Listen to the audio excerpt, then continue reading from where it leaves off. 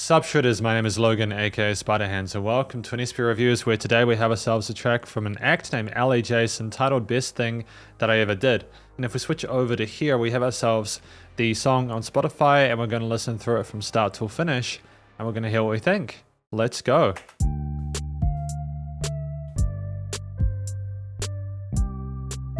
Oh, that's a nice little peaceful chord to go to with that bass line and these kind of unusual lo-fi synths there with the heavy reverb tails. It took a few jumps over the moon for me to walk away. Oh, she's got a lovely timbre and texture to her voice. The chord progression doesn't resolve. I'm not sure how to feel about it. I know I'm surprised too, I really thought I'd stay. But I was blinded by the illusion that everything was okay.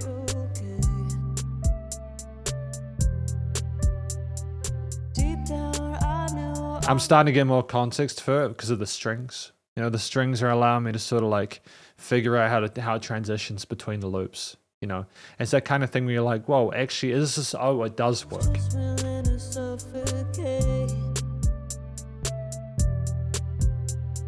Scream at me until there's nothing left for you to breathe. Shaken by the thought of you just criticizing me. I've gone over it a billion times, awake and fast asleep. You brought me too far off your grid, but it's the best thing that I ever did. I like going between the head and chest voice that smoothly, and the additional overdub or the modulation on the vocals was a nice way to continue to maintain the listener's interest in that point, you know. Where she's great to listen to, she's got a fantastic voice, but also that little bit of extra intrigue there is helpful. Lots of range there melodically.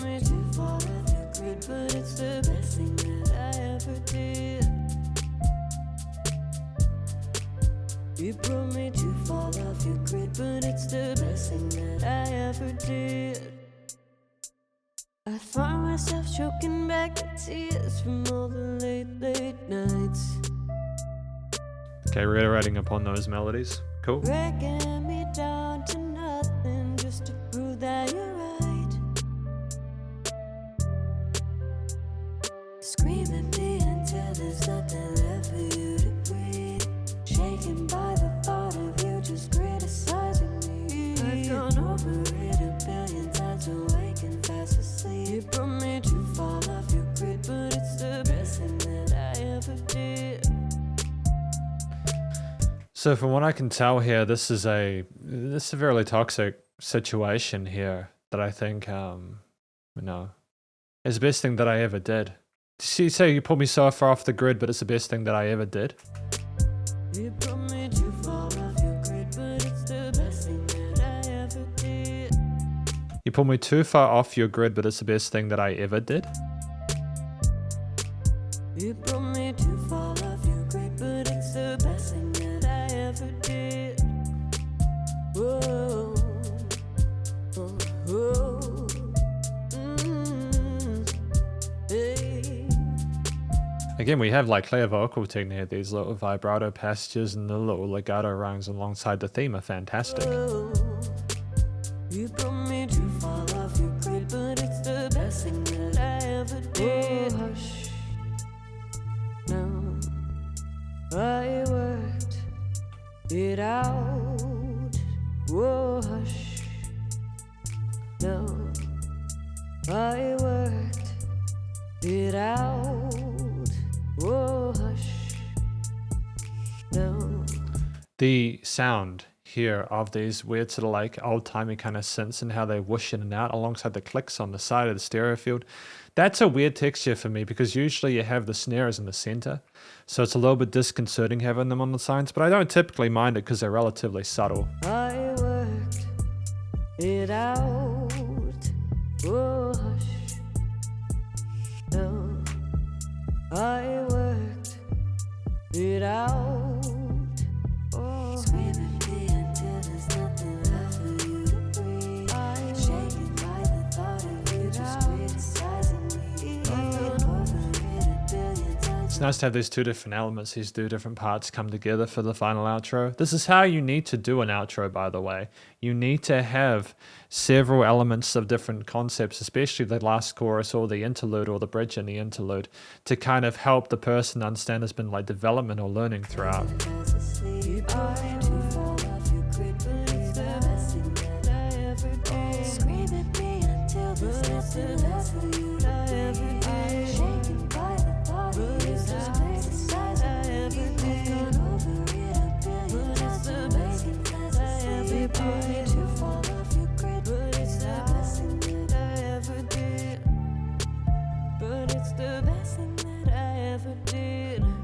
I think she's talking about grip.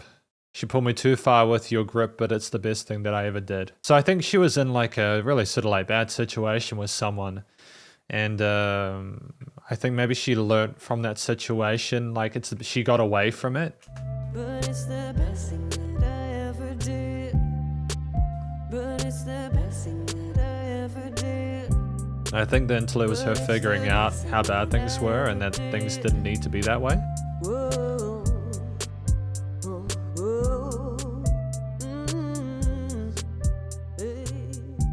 Oh, nice fade out of the end. Well, this was a vibe, wasn't it? Because this is the conclusion of my review of Best Thing That I Ever Did by Allie Jason. Yeah, I think this track is about someone who was maybe in a seriously abusive situation, or just someone was treating them like absolute garbage. And they eventually figured out that they didn't need to be like that, they didn't need to be in that place, so they managed to get away from it, which I'm really happy for. You know, the interlude with them figured it out. And when it comes together about too far in your grip was the best thing that I ever did, I figured it out. Yeah, we get that kind of a reasonably palatable ending there. We get someone who may have been in the thralls of being sort of like taken advantage of like that, or being hurt and sort of yelled at and screamed at and everything like that. And yeah, it's good to know that they got away. I can also see recovery like level 1 and level 2, so I'm wondering if this is like something that they've written songs about to sort of find their way through that kind of pain that they've been in. I do hope they can find peace, you know. Abuse is no laughing matter. I think that it's something that it's a subject matter for some incredible music, but it's so sad that people have to go through that in the first place. You know what I mean? But I think it was told in a way by Allie that was very authentic and genuine. It sounds like someone who has been through it, has got distance from it, and it's kind of a melancholy or like a bittersweet nature, because while she's thankful that she got away, it sucks that she had to go there in the first place. She has an interesting voice. It's one I don't hear a lot. I think it works well within this music. She has great vocal technique, clearly very comfortable in a hidden chest voice, nice little sort of melodic passages that weren't storytelling devices in the breaks there to fill in for like another sort of accompanying sort of lead instrument. And I don't mind that at all. I think that if you're going to have a vocal focus, just do it well, and we managed to nail that here with the single. I don't have any complaints about it, you know.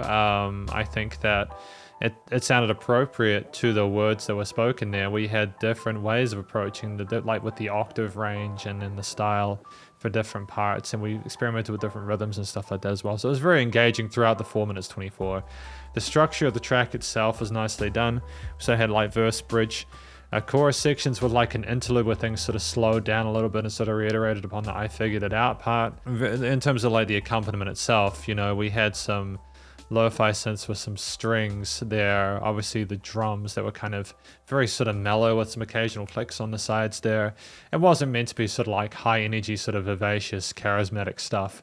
It's someone working stuff out, and it's kind of their kind of downtime figuring that out, and I kind of appreciate the fact that we managed to not only get that consistency with the vocal performance, we also managed to translate that to the backing motif and arrangements, and never lifts much above sort of solemn gratitude, emotional vibe-wise, and I think that's great. There isn't a huge amount of change to the accompaniment instrumentation throughout. We keep a similar chord progression and bass line throughout, but it's just the subtle changes with like the little clicks on the sides and stuff like that that keep it interesting. And I kind of appreciate the fact we aren't trying to overcomplicate the arrangement, especially when we do have vocals that are really well done. I think that we sang for the correct amount of time. Structurally, I think at 4 minutes 24, I don't think we could have gone much further than this. I think we told the story that we needed to, and again, it was really good to have those different vocal parts layer into the outro chorus like that with the really sort of gentle fade out there. I don't think we needed to do anything differently. I think it was great. sort of attention to detail there. And for a first impression, it's very positive. I don't think there was a note out of place with the vocals or like the accompaniment. I'm not sure how much it was recorded versus programmed or produced, like in like a DAW or samples or whatever, and I don't really mind. A lot of music sort of musicians mix them and producers mix them up nowadays, and that's absolutely fine. You know, in regards to the studio recording, mixing, mastering, I think it was fantastic. It was really, really well sort of handled there. There was a little bit of resonance sometimes with the vocals, and I'm wondering if they are a little bit louder than the rest of the elements in the mix in certain sections. But like, aside from that, I think it was just that extra kind of, the extra kind of context with the other instruments, like when the strings came in, or the little kicks sort of to round stuff out in the stereo field. I know I mentioned not being totally sure about the chord progression as well, incidentally, just while I remember before we go too far into production, but again, it made sense later on.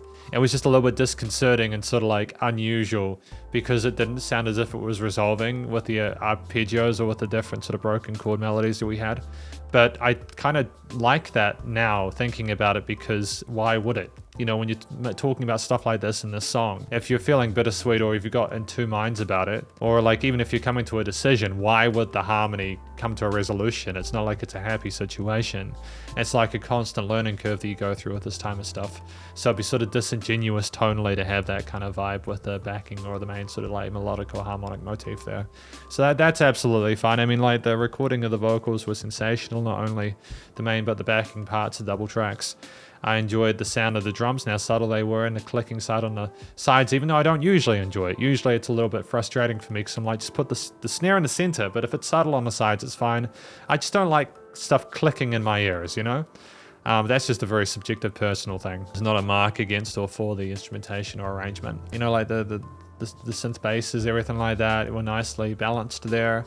And all in all, it was really pretty. It was a really pretty sounding track with nice panning, nice and wide stereo field, and like despite like the occasional sort of resonance for the vocals, I didn't particularly mind that at all. It makes for a sort of a raw acoustic performance there. The compressional leveling was fine. It had a similar sort of perceived loudness and dynamic range throughout. It's not a bad thing. If it's interesting to listen to, it's fine. If they continue to have enough space and sort of diversity within the way things are played and performed, and it's usually fine.